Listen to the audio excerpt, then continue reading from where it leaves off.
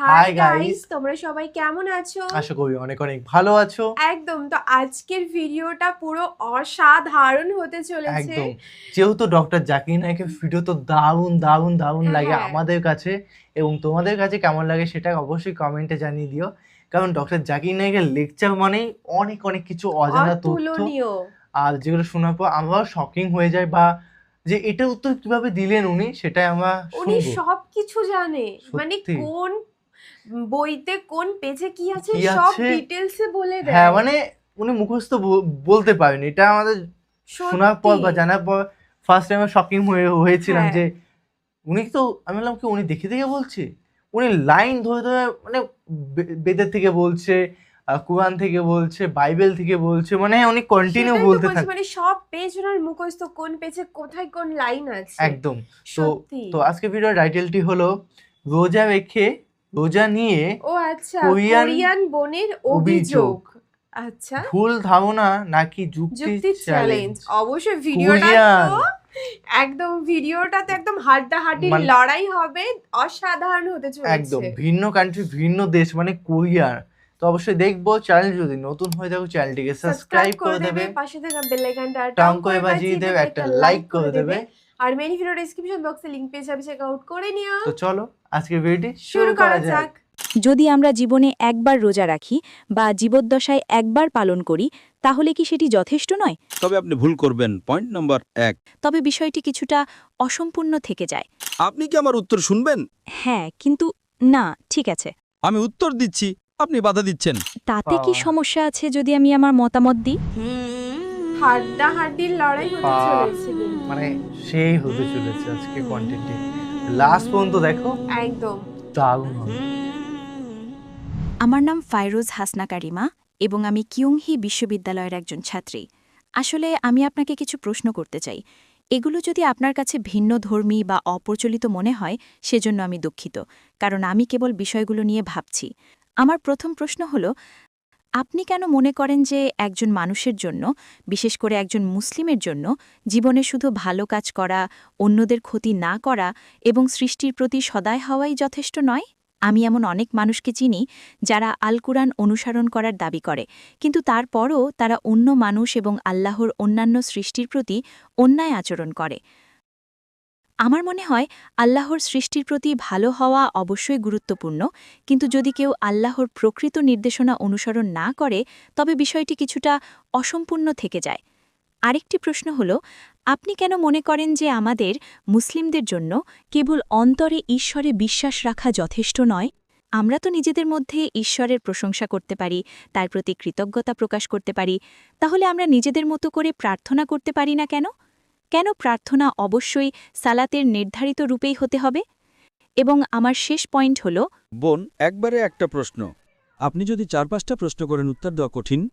ওকে ওকে বোন 2টো প্রশ্ন করে ফেলেছেন।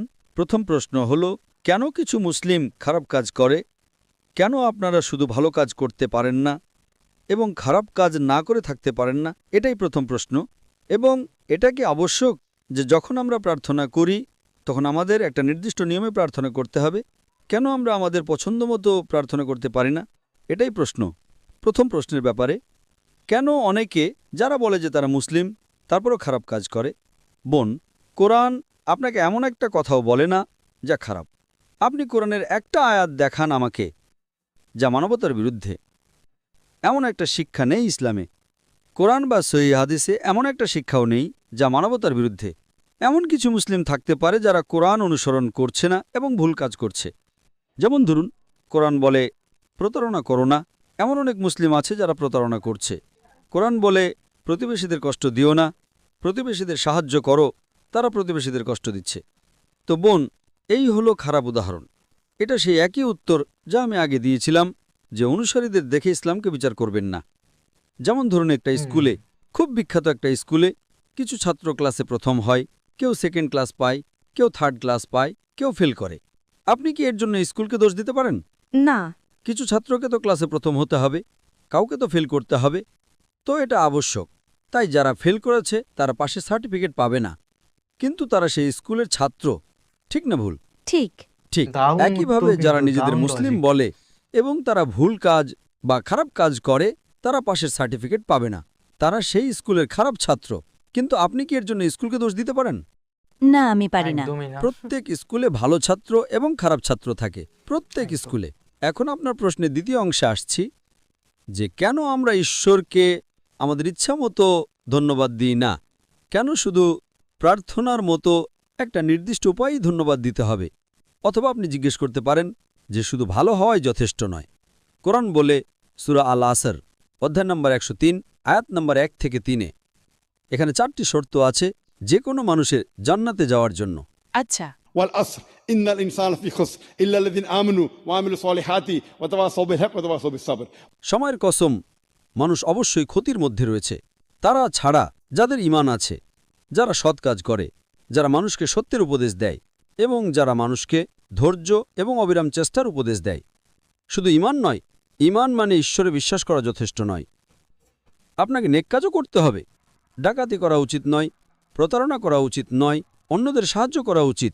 দ্বিতীয়টি হলো, প্রথম হলো ঈমান, বিশ্বাস। দ্বিতীয় হলো সৎ কাজ। তৃতীয় হলো মানুষকে সত্যের উপদেশ দেওয়া, মানুষকে সঠিক পথে ডাকা। এবং চতুর্থ হলো মানুষকে ধৈর্য এবং অবিরাম চেষ্টার উপদেশ দেওয়া। যদি এগুলোর কোনোটিও বাদ পড়ে, সাধারণ পরিস্থিতিতে আপনি জান্নাতে যাবেন না।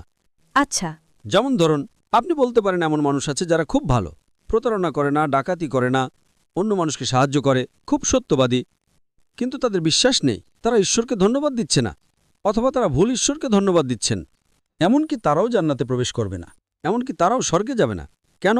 কারণ 1 নম্বর হল আমাদের স্রষ্টাকে ধন্যবাদ দেওয়া মানুষের সাহায্য করার চেয়েই বেশি গুরুত্বপূর্ণ। যেই একদম। স্রষ্টা আপনাকে সৃষ্টি করেছেন, যেই স্রষ্টা আপনাকে জীবন দিয়েছেন, যেই স্রষ্টা আপনাকে এই সমস্ত সুবিধা দিয়েছেন, আপনি তাকে ধন্যবাদ দিচ্ছেন না এবং আপনি তাকে অপমান করছেন। এটা বড় পাপ মানুষকে অপমান করার চেয়ে। তাই 1 নম্বর হল প্রথম বোঝা এবং অনুভব করা স্রষ্টা কে এবং তাকে ধন্যবাদ জানানো, যেভাবে তাকে ধন্যবাদ জানানো উচিত। যেমন ধরুন, আপনি বললেন কেন আমরা সেভাবে প্রার্থনা করব যেভাবে আমরা করি। হ্যাঁ, কেন? বেশ, এখন আপনাকে প্রশ্ন করছি, আল্লাহ আমাদের সৃষ্টি করেছেন, তিনি সেরা, যিনি আপনাকে বলতে পারেন কিভাবে তার কাছে প্রার্থনা করা উচিত। আজ আমি বলবো যে আমি হয়তো এক পায়ে দাঁড়িয়ে প্রার্থনা করতে চাই, আমি অমুকভাবে প্রার্থনা করতে চাই। যেমন ধরুন, ক্লাসে শিক্ষক বলেন যে ঠিক আছে, যদি তুমি আমাকে সম্মান করো তাহলে তুমি আমার আদেশ মেনে চলো। ছাত্র বলল, না না, আমি আপনাকে সম্মান করি, কিন্তু আমি আপনাকে মানতে চাই না, আমি সেভাবে সম্মান করতে চাই যেভাবে আমি সম্মান করতে চাই। কে সঠিক? শিক্ষক। কারণ শিক্ষক বলেন, যদি তুমি আমাকে মানো তবে তুমি আমাকে সম্মান করবে। সুতরাং সর্বশক্তিমান ঈশ্বর, যিনি স্রষ্টা, তিনি নির্ধারণ করে দিয়েছেন কিভাবে আপনার প্রার্থনা করা উচিত। এবং যখন আমরা প্রার্থনা করি আমরা উপকৃত হই, কারণ আমাদের নামাজে আমরা সিজদা করি, আমরা আমাদের শরীরের সর্বোচ্চ অংশ কপালকে মাটির সর্বনিম্ন অংশে রাখি এবং বলি, সমস্ত প্রশংসা আল্লাহর যিনি মহান, সমস্ত প্রশংসা আল্লাহর যিনি মহান 3 বার।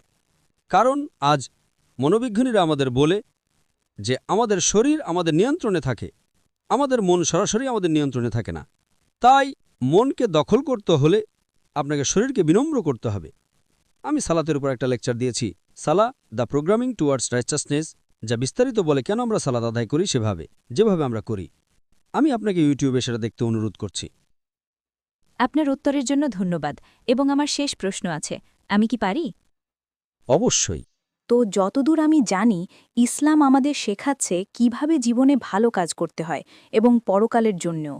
কিন্তু আপনার আগের উত্তর অনুযায়ী আমি যেটা নিয়ে ভাবছি সেটা হলো, কেন এটা ভুল যদি আমি মানুষের প্রতি ভালো কাজ করি এবং ঈশ্বরে বিশ্বাস করি এবং আমি তার আদেশ পালন করি, যেমন অন্যদের সাহায্য করা এবং কুরআনে উল্লেখ করা আরও কিছু বিষয়। কিন্তু আমি শুধু বুঝতে পারছি না যেভাবে আমাদের প্রার্থনা করা উচিত, এবং আপনি সেটা আগে উল্লেখ করেছেন, এবং রোজার বিষয়টি এবং অন্যান্য সুন্নার বিষয়গুলো আমি ঠিক ওগুলো বুঝতে পারি না। আমি ইতিহাস সম্পর্কে কিছুটা জানি, কেন আমাদের রোজা রাখা উচিত, কিন্তু আমি যা বুঝতে পারি না তা হলো কেন এগুলো আমাদের জীবনে নিয়মিতভাবে পালন করতে হবে। যেমন, যদি আমরা জীবনে একবার রোজা রাখি বা জীবদ্দশায় একবার পালন করি, তাহলে কি সেটি যথেষ্ট নয়? কেন বছরে একবার বা নির্দিষ্ট সময় অন্তর এটি পালন করা বাধ্যতামূলক? আমি বিষয়টি ঠিকভাবে বুঝতে পারছি না। বোন প্রশ্ন করেছেন 2টো প্রশ্ন। 1 নম্বর, অন্যদের সাহায্য করা কেন ভুল? বোন, কোরআনে কোথাও বলা হয়নি যে অন্যদের সাহায্য করা ভুল। অন্যদের সাহায্য করা ভালো। যদি আপনি অন্যদের সাহায্য না করেন তবে আপনি ভুল করবেন। Point number 1। পয়েন্ট নম্বর 2, কেন আমরা সুন্নার মতো কিছু কাজ করি? সুন্না মানে হলো সেই কাজ এবং আদেশ সর্বশেষ এবং চূড়ান্ত নবী মোহাম্মদ সাল্লাল্লাহু সাল্লামের। যেমন আপনি জিজ্ঞেস করলেন কেন আমাদের রোজা রাখা উচিত এবং কেন আমাদের নির্দিষ্ট মাসে রোজা রাখা উচিত। আমরা রোজা রাখি কারণ এটা ইসলামের অন্যতম খুঁটি। আর কোরআন সূরা বাকারার অধ্যায় নম্বর 2 আয়াত নম্বর 183-তে বলে যে তোমাদের উপর রোজা ফরজ করা হয়েছে যেমন তোমাদের পূর্ববর্তীদের উপর ফরজ করা হয়েছিল, যাতে তোমরা আত্মসংযম শিখতে পারো, তোমরা তাকওয়া শিখতে পারো, তোমরা ধার্মিকতা শিখতে পারো, তোমরা খোদাভীতি অর্জন করতে পারো। কেন আমরা একসঙ্গে রোজা রাখি? কারণ আমরা একতায় বিশ্বাস করি। রমজান মাসে সবাই রোজা রাখি কারণ আমরা একতায় বিশ্বাস করি। যখন আমরা প্রার্থনা করি আমরা একসঙ্গে প্রার্থনা করি। যদি আপনি একতার সাথে প্রার্থনা করেন তবে একা প্রার্থনা করার চেয়ে আপনি বেশি সওয়াব পাবেন। একইভাবে রোজা মানে আপনাকে 1 মাস রোজা রাখতে হবে, তাই 1 মাস সম্পূর্ণভাবে রমজান মাস হিসেবে নির্ধারণ করা হয়েছে। এটা 29 থেকে 30 দিন এবং আমরা নবীর সুন্নার শিক্ষা অনুসরণ করি কারণ তিনি সর্বশক্তিমান ঈশ্বরের সর্বশেষ এবং চূড়ান্ত নবী। বোন, আমি আপনাকে জিজ্ঞেস করছি, আপনি কি বিশ্বাস করেন একজন ঈশ্বর আছেন? হ্যাঁ, আমি ঈশ্বরে বিশ্বাস করি। আপনি কি বিশ্বাস করেন নবী মোহাম্মদ সাল্লাল্লাহু আলাইহি সাল্লাম ঈশ্বরের নবী? হ্যাঁ, আমি ওটাতেও বিশ্বাস করি। তাহলে এর মানে আপনি একজন মুসলিম। হ্যাঁ, আমি জানি। ঠিক আছে। ধন্যবাদ। বোন, আপনি কি শাহাদা আরবিতে বলতে চান? কারণ একজন মুসলিম হতে হলে অন্তত 2টা জিনিস থাকা দরকার। তা হলো বিশ্বাস করা যে ঈশ্বর এক, হ্যাঁ। বিশ্বাস করা যে নবী মোহাম্মদ সাল্লাল্লাহু আলাইহি সাল্লাম ঈশ্বরের নবী। বাকি সবকিছু পরে আসে। তাই যদি আপনি এই 2টো জিনিসে বিশ্বাস করেন, হুম। আপনি কি শাহাদা আরবিতে বলতে চান? আমার মতে আপনি একজন মুসলিম। হ্যাঁ। আপনি কি শাহাদা আরবিতে বলতে চান? আমার মতে আপনি একজন মুসলিম। হ্যাঁ, আমি একজন মুসলিম। ও, আপনি মুসলিম? হ্যাঁ, আমি একজন মুসলিম। আসলে আমার বাবা মাও মুসলিম এবং পুরো পরিবারও মুসলিম, কিন্তু আমি নিজেকে শুধু এটাই প্রশ্ন করছি যে এটা কি, এটা কিসের জন্য বা এরকম কেন। তাহলে এখন কি বিষয়টা পরিষ্কার হয়েছে? হ্যাঁ। তাহলে এখন বুঝতে পারছেন এগুলো সঠিক শিক্ষা? আমি মনে করি অল্প কিছু। ভালো বোন, আমি আল্লাহর কাছে দোয়া করি তিনি আপনাকে আরও সঠিক পথ এবং আরও হেদায়েত দেন ইনশাআল্লাহ। তাতে কি সমস্যা আছে যদি আমি আমার মতামত দিই? কিসের? একটা বিষয়ে। আচ্ছা। তাহলে আপনি বললেন জান্নাতে যাওয়ার জন্য মানুষের 4টি গুণ থাকতে হয়, ঠিক তো? হ্যাঁ। যেমন ঈশ্বরে বিশ্বাস করা এবং আরেকটি কি আমি ভুলে গেছি? সৎকর্ম। হ্যাঁ, সৎকর্ম। মানুষকে সত্যের পথে ডাকা এবং মানুষকে ধৈর্য এবং পরিশ্রমের পথে ডাকা। হ্যাঁ, তো আপনার মতে কি এটা একই? তাদের ক্ষেত্রে কি এতে কোনো পার্থক্য হয়? যারা অন্য মানুষের উপকার করে কিন্তু সালাত আদায় করে না এবং প্রার্থনা করে না কিন্তু ঈশ্বরে বিশ্বাস করে, এবং যারা সালাত আদায় করে এবং মানুষের উপকারও করে তবে মাঝে মাঝে তারা মানুষের প্রতি ভেদাভেদ করে এবং অন্য মানুষ সম্পর্কে খারাপ কথা বলে, যদিও তারা সালাত আদায় করে এবং ঈশ্বরে বিশ্বাস করে, তো তাদের উভয়ে। আপনি মূলত আমাকে একটা প্রশ্ন করছেন যে একজন ব্যক্তি যে সালাত আদায় করে এবং কিছু খারাপ কাজ করে সে কি ভালো, নাকি যে ব্যক্তি ভালো কাজ করে এবং সালাত আদায় করে না, ঠিক? হ্যাঁ, কিন্তু না, ঠিক আছে। সমস্ত কাজের মধ্যে প্রথম যে কাজটির বিষয়ে সর্বশক্তিমান ঈশ্বর আপনাকে প্রশ্নটা করবেন তা হলো আপনার নামাজ। প্রথম প্রশ্নটি কিয়ামতের দিন ঈশ্বর করবেন। সালাত ইসলামের 2য় স্তম্ভ, আর সালাত আদায় না করা ইসলামের 4র্থ কবিরা গুনাহ। প্রথম কবিরা গুনাহ হলো শিরক, ঈশ্বরের সাথে শরিক করা। 2 নম্বর হলো কোনো নিরপরাধ মানুষকে হত্যা করা। 3য় হলো কালো জাদু এবং 4র্থ হলো সালাত আদায় না করা। আমাদের প্রিয় নবী বলেছেন, এটা সহিহ মুসলিমে উল্লেখ আছে, ঈমান আর কুফরির মধ্যে পার্থক্য হলো সালাত আদায় না করা। সুতরাং দুজনের মধ্যে যে ব্যক্তি সালাত আদায় করে এবং হয়তো মিথ্যা বলার মতো কিছু খারাপ কাজ করে তার তুলনায় যে সত্যবাদী এবং সালাত আদায় করে না, যে ব্যক্তি সালাত আদায় করে এবং মিথ্যা বলে সে ছোট পাপ করছে, তার থেকে ভালো যে মিথ্যা বলে না এবং সালাত আদায় করে না। ঠিক আছে। মানে দুজনের মধ্যে নামাজ পড়ে কিন্তু মিথ্যা বলা লোকটা বেশি ভালো, অনেক ভালো মুসলিম সেই ব্যক্তির চেয়ে যে সত্য কথা বলে এবং সালাত আদায় করে না। কারণ আপনি যদি সালাত আদায় না করেন আপনি ঈশ্বরকে ধন্যবাদ দিচ্ছেন না, সেটা অনেক বড় প্রয়োজনীয়তা। ঈশ্বরকে ধন্যবাদ দেওয়া অনেক বেশি গুরুত্বপূর্ণ। সালাত আদায় না করা 4র্থ কবিরা গুনাহ, মিথ্যা বলা ছোট পাপ।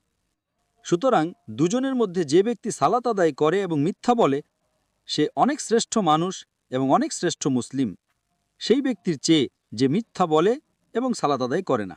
তবে সেরা হলো সালাত আদায় করা এবং মিথ্যা না বলা। কোরআন সূরা আনকাবুত অধ্যায় নম্বর 29 আয়াত নম্বর 45 বলেছে, নিশ্চয়ই সালাত তোমাকে অশ্লীল ও অন্যায় কাজ থেকে বিরত রাখবে।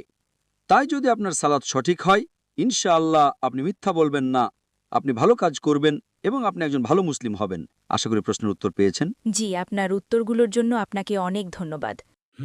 বাহ, আহ, তো আমি দারুণ কিন্তু। প্রথমে ভেবেছিলাম যে ও মেয়েটি মুসলিম না, অ্যাকচুয়ালি আমার হ্যাঁ। নিজেরাই সারপ্রাইজ যে এই বিষয়গুলো, এবং মেয়েটি অনেক অনেক প্রশ্ন সেগুলো তার ভিতর হ্যাঁ, চলছিল। যেগুলো ডাউট ছিল সেগুলো ক্লিয়ার করলো, খুবই হ্যাঁ। ভালো লাগলো। প্রথম যেটা দারুণ লাগলো ডক্টর জাকির নাকি যেভাবে উত্তর দিলেন যে প্রত্যেকটা স্কুলের মধ্যে সবাই কিন্তু সমান হয় না, হ্যাঁ, কেউ বেশি নাম্বার পায়, কেউ খারাপ, কেউ কম নাম্বার পায়।